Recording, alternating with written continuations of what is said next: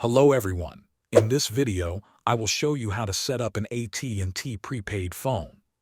To begin, make sure your phone is compatible with the AT&T network and that you have your SIM card or eSIM activation information ready. If your phone uses a physical SIM card, locate the SIM tray on your device and carefully insert the SIM card. Once the SIM card is in place, turn on your phone and wait for it to fully start up. If your device uses an eSIM instead of a physical SIM card, open the Settings app on your phone. Go to Cellular or Mobile Data Settings and select Add a Cellular Plan. Follow the instructions shown on your screen.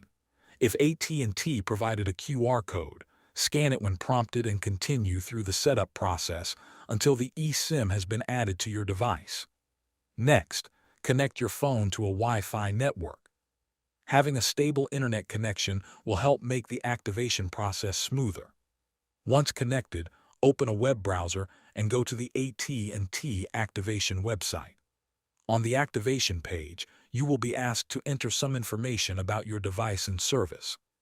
This includes your phone's IMEI number, your SIM card number, also known as the ICC ID, and your zip code. Double-check all information before moving forward to avoid activation delays.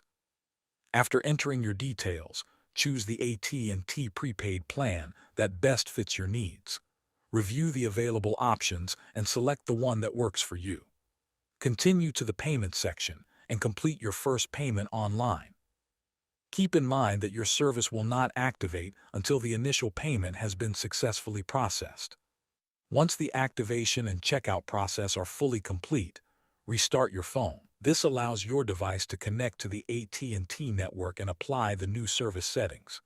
After the phone powers back on, check for signal bars and test a phone call, text message, or mobile data connection to confirm everything is working correctly.